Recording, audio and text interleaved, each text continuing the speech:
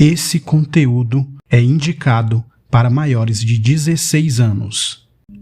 Olá, amigos, eu sou o Dom e esse é o Crimecast, podcast sobre crimes reais. Aqui, nesse podcast, a gente vai falar sempre sobre crimes reais que ficaram conhecidos no Brasil e no mundo. E hoje, a gente vai para o episódio de número 18, aqui no Crimecast. Mas antes eu quero pedir a vocês para seguir o Instagram do Crimecast, que é o Crimecast_podcast. É muito importante que vocês sigam e compartilhem o Instagram do Crimecast, assim como compartilhar também os episódios para que mais pessoas conheçam o nosso podcast e eu possa continuar trazendo conteúdo para todos aqui.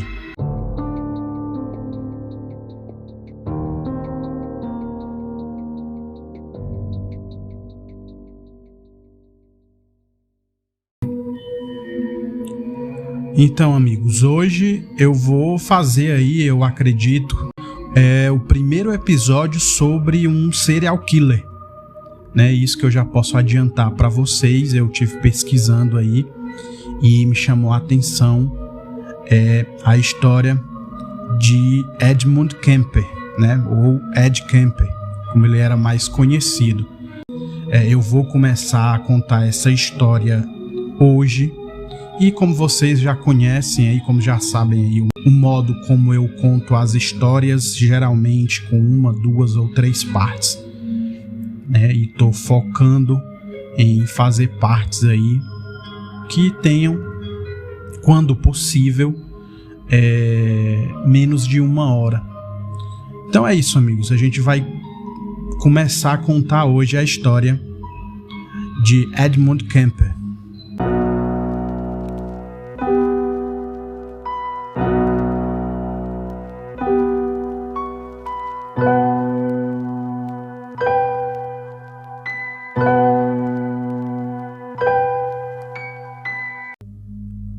Eu tinha uma fantasia quando era criança, de engolir um globo ocular, uma viagem meio estranha.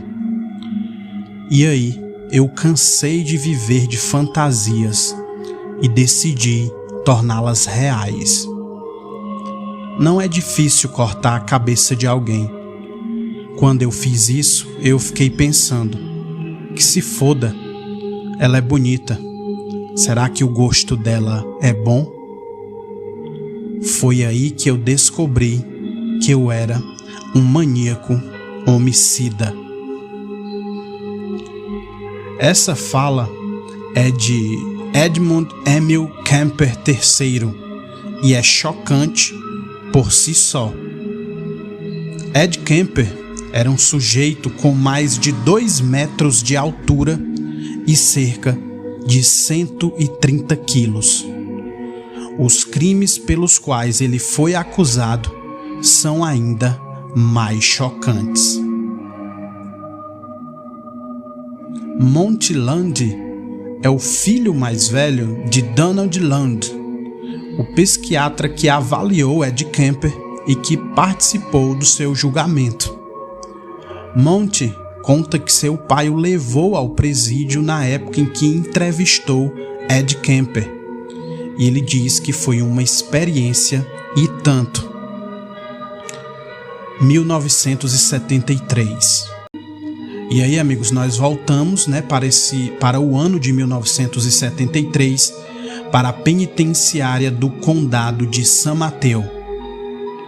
Monty conta que tinha que aguardar na sala de espera. Mesmo assim, ouvia o barulho que vinha das celas, barras batendo e pessoas gritando. Era um ambiente muito caótico. Ele diz lembrar que seu pai entrava e entrevistava Ed Kemper por 1h30, 2 horas mais ou menos. Essas entrevistas foram gravadas em áudio e em uma das conversas, Dr. Donald Land diz que terá que perguntar coisas bem específicas sobre as vítimas, coisas que teriam a ver com o estado de espírito de Ed Kemper. Ed Kemper diz que a vontade de matar surgia como pequenos flashbacks em sua mente, e isso o tirava do sério. Segundo Kemper, tudo começou no ano anterior, mais especificamente no mês de maio, em Santa Cruz. Santa Cruz, 1972. Louita Spengler se formou na Universidade da Califórnia, em Santa Cruz, e diz que era uma universidade nova, tinha apenas 6 anos, e que quando entrou na universidade é como se o mundo se abrisse para ela. Louita conta que naquela época o preconceito contra mulheres era uma constante e existia piadas do tipo: as mulheres vão para a universidade para tirar o diploma de esposa. Além disso, as mulheres que estudavam numa universidade eram chamadas de alunas mistas, e ela explica que esse termo era sexualizado. Vários filmes pornôs usavam o termo, por exemplo, alunas mistas na cama ou alunas mistas se dão bem. O campus ficava no alto de uma colina e ficava fora da própria cidade. Então, as mulheres tinham uma dificuldade maior para se locomover, pois tinham que pegar ônibus e esses ônibus operavam em um horário muito limitado. E a maioria esmagadora das mulheres não tinha carro, então acabavam tendo que, muitas das vezes, pedir carona. Louita explica que era mais prático e vantajoso para as mulheres da época pedir carona, e que iam aos poucos sentindo o gosto de começar a ficar independentes, coisa que na época só era comum para os homens. Então, amigos, aqui esse começo aqui com esses relatos é para a gente contextualizar ali o local, né? O relato dessa mulher, ele mostra que a região ali, naquela época, era muito difícil para as mulheres. Elas tinham que, em vários momentos, dependiam, né? Elas tinham que ir atrás de uma carona, né? De uma carona com um desconhecido, né? Para poder ir à universidade. Ou seja, naquela época, obviamente, a diferença entre homens e mulheres era muito maior do que atualmente. 7 de maio de 1972. Ed Kemper diz em uma das fitas que gostava de Santa Cruz porque era cheio de garotas pedindo carona. Então, elas se tornaram seu alvo. Dr. Donald Lund o pergunta qual foi a primeira morte. Ed Kemper o responde que a primeira vez foram 2 garotas. Ele conta que queria parecer alguém normal, falava com delicadeza com as moças, mas era só fachada.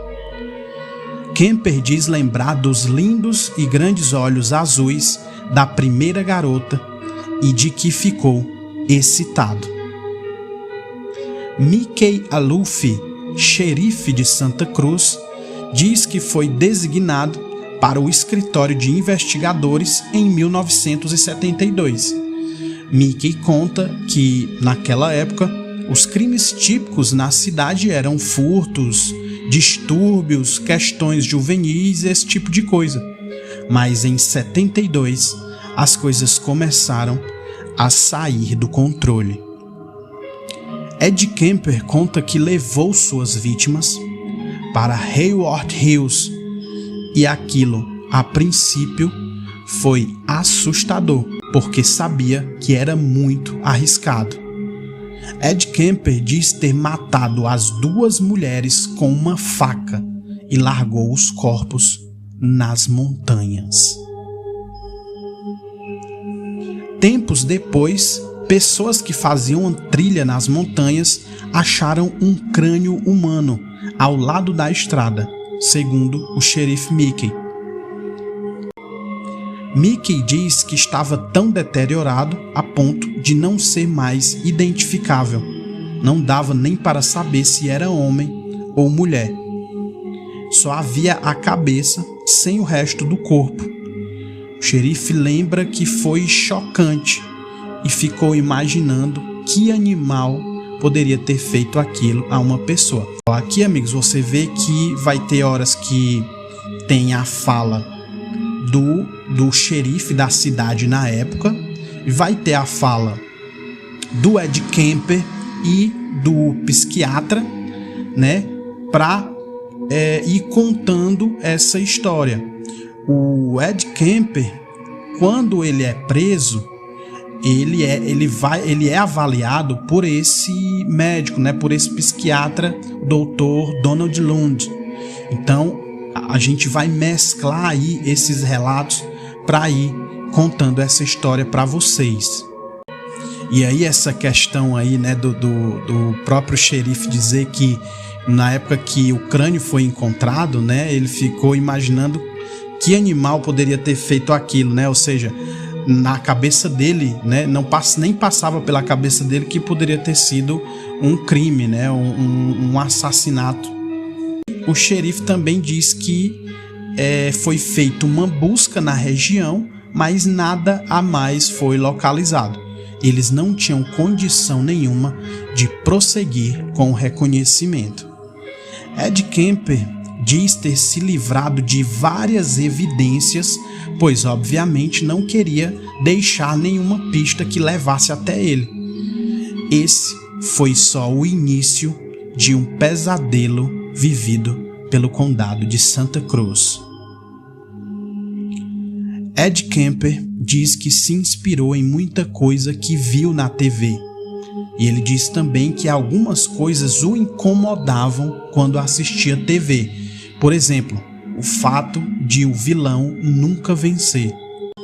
Kemper conta ao Dr. Lund que tinha uma irmã mais nova e que essa irmã era bem próxima dele e que ela era sua confidente. O Dr. Lund dizia sempre que era bom corroborar as informações, então ele grava uma das fitas com Eileen, a irmã mais nova e confidente de Ed Kemper. Eileen é 2 anos mais nova que Ed Kemper. Ela estava com 22 anos quando foi entrevistada pelo doutor. Uma das primeiras coisas que ela diz é que seu pai não era próximo deles. Ele, na verdade, os rejeitava bastante. Eileen também conta que sua mãe percebia mudanças em seu irmão, no Ed Kemper, né? Desde muito cedo, por causa dessa rejeição por parte do pai. E aqui a gente vai colocar também mais um relato de uma doutora, que é a doutora Catherine Rensland. Ela leciona psicologia forense por 25 anos e ela tem escrito sobre assassinos em massa e assassinos em série. Ela estudou o Ed Kemper e teve uma breve correspondência com ele. Então, além de todos os relatos que já estão na história, a gente vai ter também o relato dessa doutora que estudou o caso do Ed Kemper. A doutora Catherine Rensland diz que Edmund Kemper nasceu em 18 de dezembro de 1948, em Burbank, na Califórnia. Ele tinha uma irmã mais velha, que era 5 anos mais velha, e a irmã mais nova, Eileen, que era 2 anos mais nova. Ou seja, o Kemper era o filho do meio. Os pais dele eram Edmund e Clarnell, nome da mãe dele. O pai era veterano da Segunda Guerra Mundial, que depois se tornaria eletricista na Pacific Proving Grounds, trabalhando com energia atômica. Edmund pai teria dito que preferia trabalhar com energia atômica do que estar perto da mulher, a Clarnell. Eileen confirma que os pais brigavam muito, discutiam bastante e não se davam bem. A doutora Ransland diz que o casal era disciplinador com os filhos e não demonstravam muito afeto, que na época não era tão incomum. Nos anos 50 isso não era tão raro, mas nesse caso afetou as crianças. A doutora ainda diz que isso afetou o senso de autoestima e confiança em Ed Kemper e que piorou ainda mais quando o pai se divorciou da mãe. A doutora explica que isso aumentou em Kemper o sentimento de rejeição. E aí nós voltamos de novo ali para 1972. Segundo o jornalista Tom Honig, Santa Cruz era no início dos anos 70 uma área de paz e amor. As pessoas se sentiam livres e felizes. Tom Honig foi repórter do Santa Cruz Sentinel no início dos anos 70. Ele foi contratado para dar as notícias policiais. E aí ele conta que de repente, do nada, encontraram um crânio nas montanhas. O investigador Mickey diz que na época quase não tinha investigações sobre homicídios, então não tinha experiência em fazer aquilo. Ele conta que era um investigador novato e de repente o caso era seu. Mickey diz que duvidava de sua capacidade para assumir aquela tarefa. Paul Doherty, chefe de criminologia, explica que na época não tinha como analisar DNA. Ele diz que se trabalhava com outras tecnologias como microscópio, impressão digital, esse tipo de coisa. Então, a partir da cabeça, eles podiam reconstruir a aparência da pessoa. Com o crânio, podiam determinar a idade, se era mulher ou homem, e a parte crucial eram os dentes, a arcada dentária. O xerife Mickey acessou então os arquivos do estado de pessoas desaparecidas. Havia prontuário dentário e com esse prontuário eram feitas as comparações com o que tinham do crânio. Eles descobrem então que o crânio era de Mary Ann Pash, estudante de Fresno. O repórter Tom Honig diz que quando se confirmou a identificação de Mary Ann, tudo que ele tinha era uma foto dela. Segundo Tom, a jovem era bonita e parecia muito atraente. Terry Medina era parceiro do xerife Mickey. Eles dividiam o escritório de investigadores e trabalharam juntos em outros casos. Terry Medina diz que Mary Ann Pash foi dada como desaparecida com a melhor amiga, Anita Luquessa.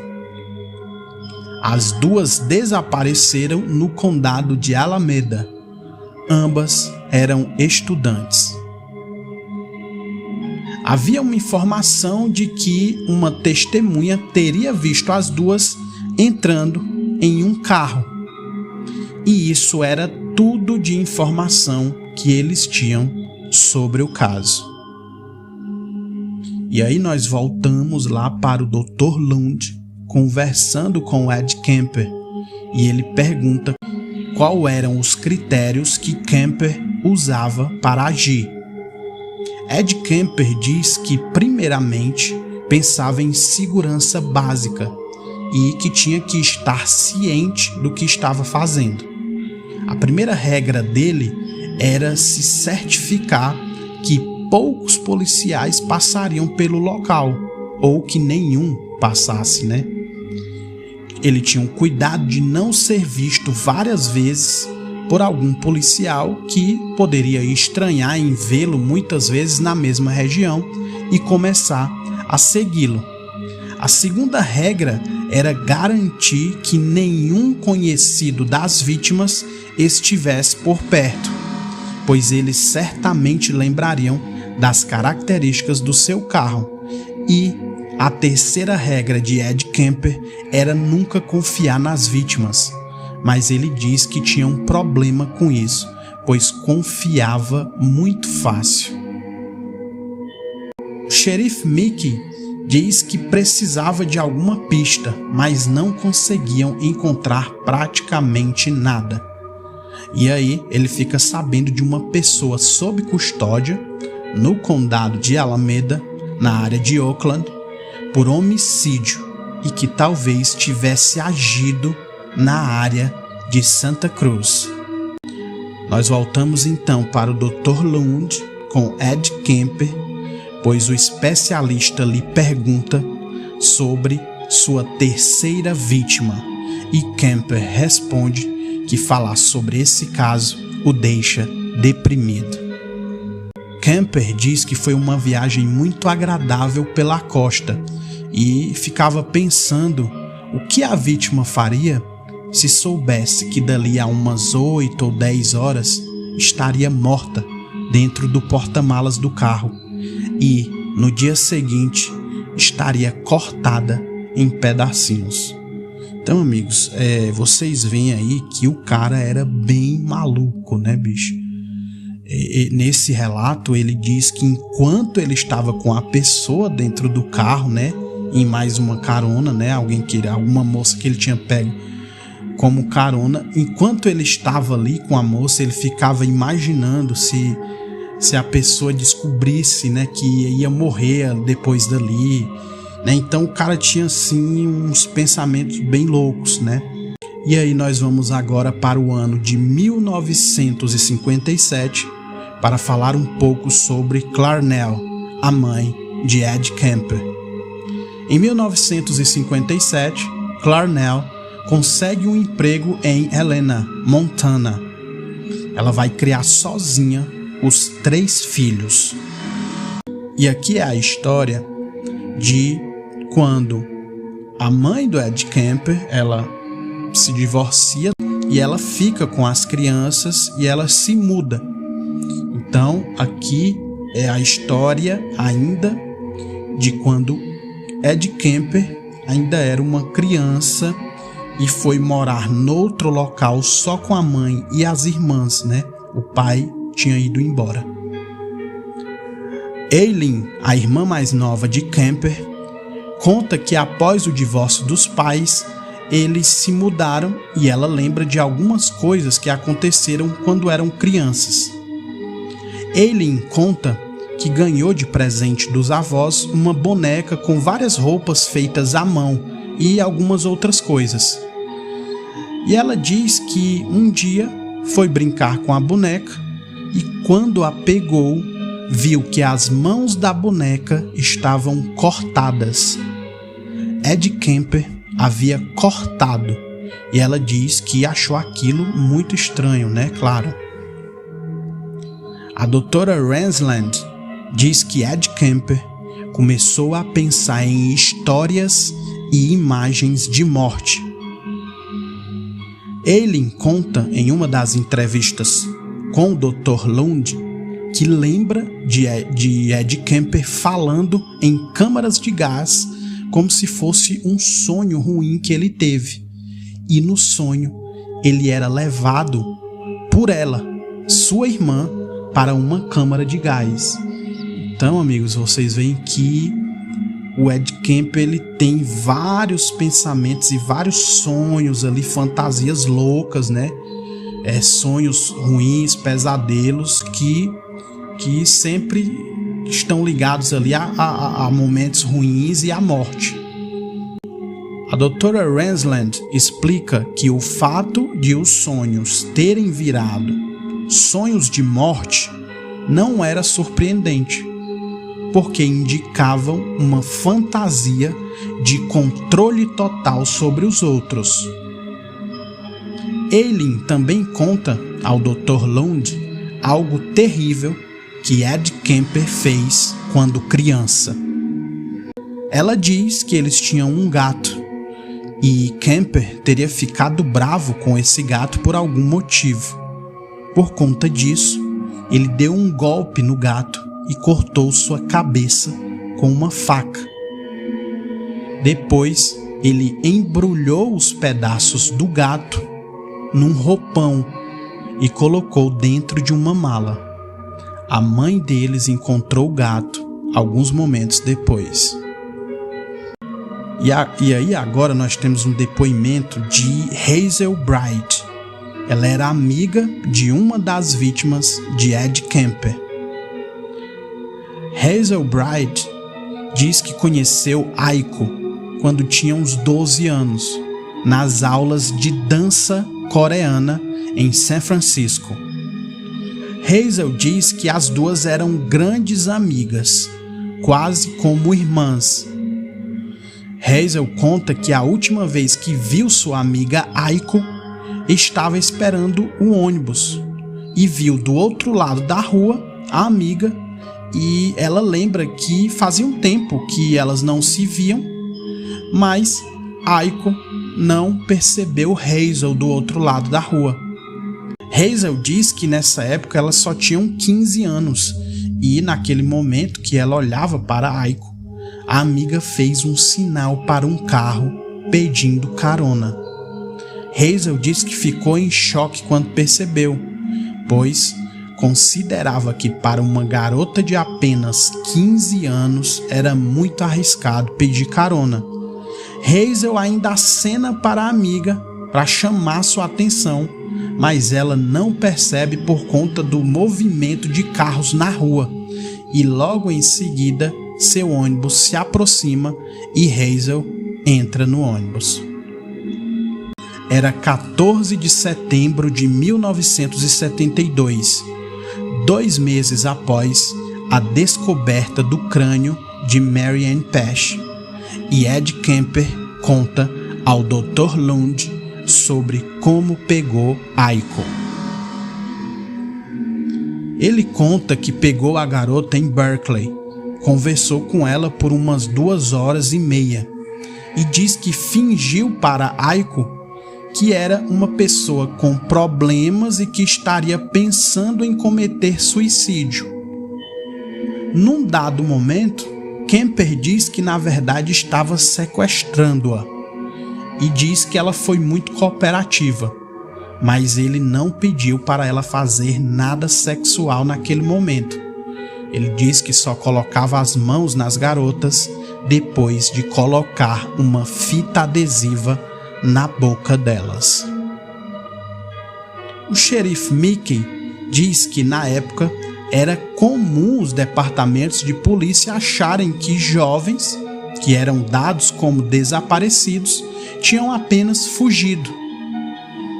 Terry Medina explica que muitos dos jovens que realmente tinham fugido eram dados como desaparecidos pelos pais, ou seja, a polícia tinha uma tendência de achar, naquela época, que os jovens tinham ido embora, apenas isso. A diferença aqui no caso de Aiko é que a mãe dela sabia que ela deveria estar em um estúdio de dança e sabia que ônibus ela devia pegar. Aiko nunca chegou no estúdio de dança. Hazel lembra que a mãe de Aiko espalhou cartazes na tentativa de fazer com que a comunidade procurasse sua filha, e lembra também do esforço que ela fez tentando descobrir o que tinha acontecido com a filha. Ed Kemper diz que levou Aiko para o apartamento dele e tirou fotos da garota depois que ela já estava morta. Kemper explica que colocou ela numas poses legais e tirou umas fotos, mas se cansou dela bem rápido.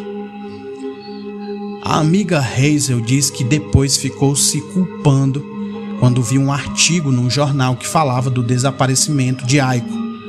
Ela achava que naquele dia em que viu a amiga, podia ter ido até onde ela estava, falado com ela, e não deveria ter entrado naquele ônibus. Ed Kemper continua contando o que fez com Aiko depois que a matou, e ele explica que dissecou e desmembrou o corpo dela na banheira, sem sujar muito o local. Então, amigos, é chocante aí, né, cara? É chocante aí esse relato. É realmente um monstro, né, bicho? Era um cara realmente com a mente perturbada. E aí, amigos, agora a gente volta para a história de Clarnell, mãe de Ed Kemper. A doutora Rensland diz que quando Clarnell levou os filhos para Montana, ela dividiu os quartos, e o quarto de Kemper ficava no porão da casa. Então, Ed Kemper, com 9 anos, ficava sozinho nesse quarto no porão, que era assustador e o deixava com muito medo. Eileen diz que às vezes ele gritava enquanto dormia e várias vezes teria urinado na cama. A doutora Rensland diz que com isso, Kemper crescia com a clara sensação de que era o filho rejeitado, o filho indesejado. Ed Kemper confirma para o Dr. Lund que foi nessa época que começou a ter sonhos estranhos e sonhos ruins, além de fantasias estranhas com sua mãe. Ele explica que começou a surgir um grande conflito entre os familiares. Kemper então diz que queria ter um relacionamento forte com Deus. Olha essa loucura aqui, amigos, olha essa loucura. Kemper, ele diz que queria, ele está dizendo isso na entrevista pro psiquiatra, que ele queria ter um relacionamento forte com Deus para orar e pedir a Deus que todas as pessoas morressem. Olha isso, mano. A gente vai agora para agosto de 1963. Ed Kemper não queria mais morar com a mãe. Então, no outono de 1963, ele pega um ônibus e vai para a Califórnia, tentar se reaproximar do pai. Seu pai tinha uma nova esposa, que achava Ed Kemper muito assustador. Kemper costumava parar e ficar olhando fixamente para a esposa de seu pai, que obviamente não gostava daquilo. E aí, num certo dia, Ed Kemper foi ao quarto e viu a esposa do pai nua. Após isso, a esposa de seu pai quer que ele fique distante e fora da casa. A nova esposa do pai diz que não aceita mais que ele more na casa com eles. Então seu pai o leva para a casa dos avós paternos no Natal. Os avós de Ed Kemper tinham um rancho em North Fork, na Califórnia, a 400 quilômetros de distância. Para Ed Kemper, seria só uma visita de fim de ano aos avós, mas seu pai o engana e o deixa lá, indo embora sozinho. Olha isso, cara. O pai dele, né, depois desse problema lá com a esposa e tal, que o Ed Kemper entrou no quarto e viu a esposa do pai nua, o pai dele não diz a ele que levaria ele para ficar lá. Ele inventa uma história que vai para a casa dos avós para passar ali o fim de ano. Só que quando chega lá, ele deixa o Ed Kemper lá, não diz nada e vai embora, cara.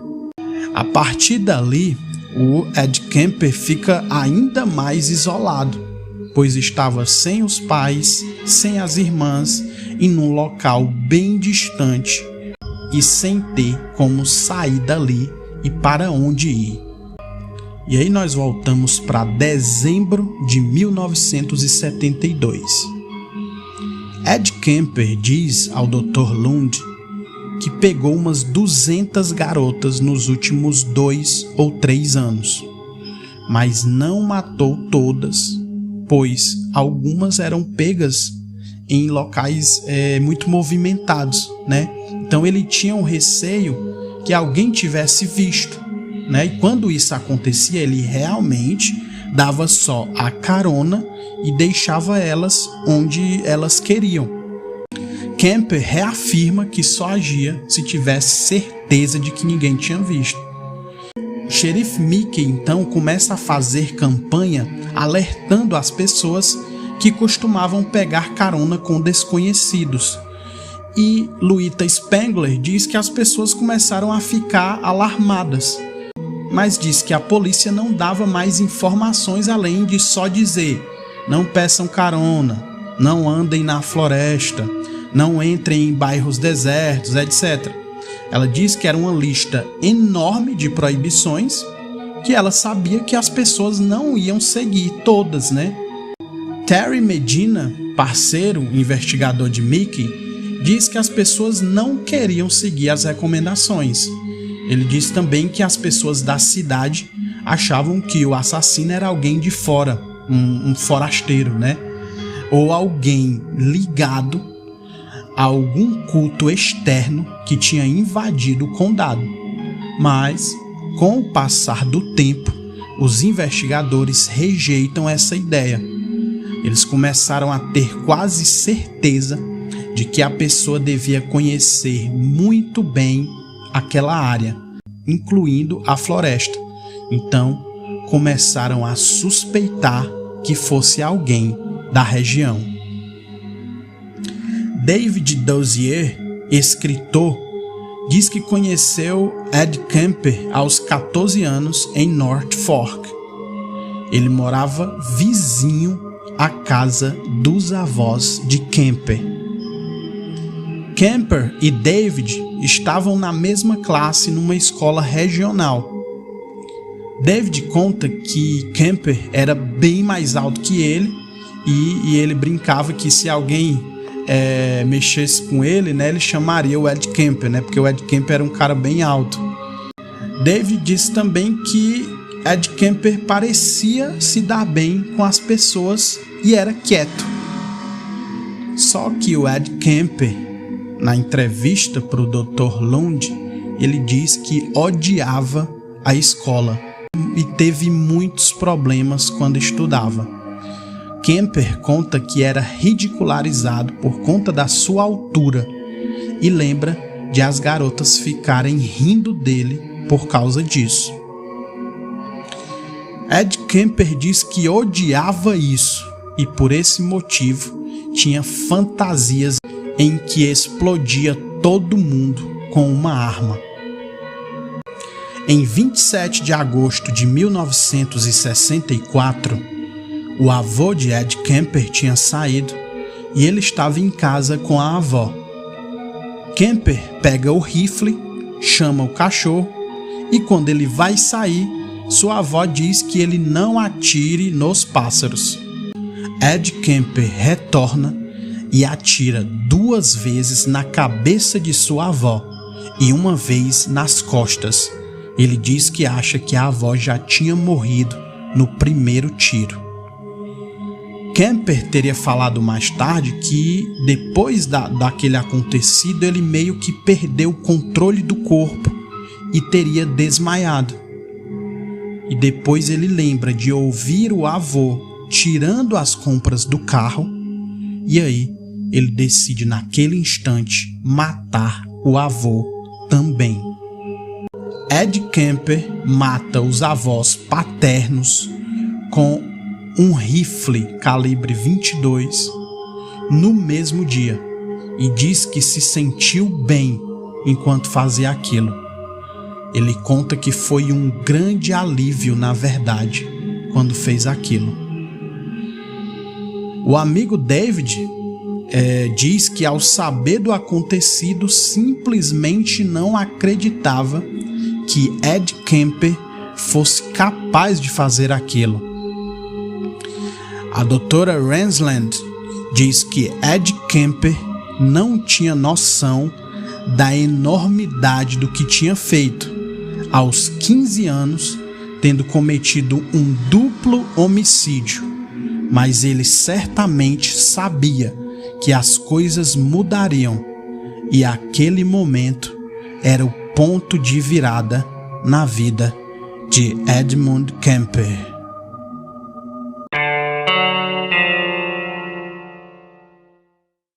Então é isso, amigos, a gente fica por aqui. É uma história bem chocante, né, amigos?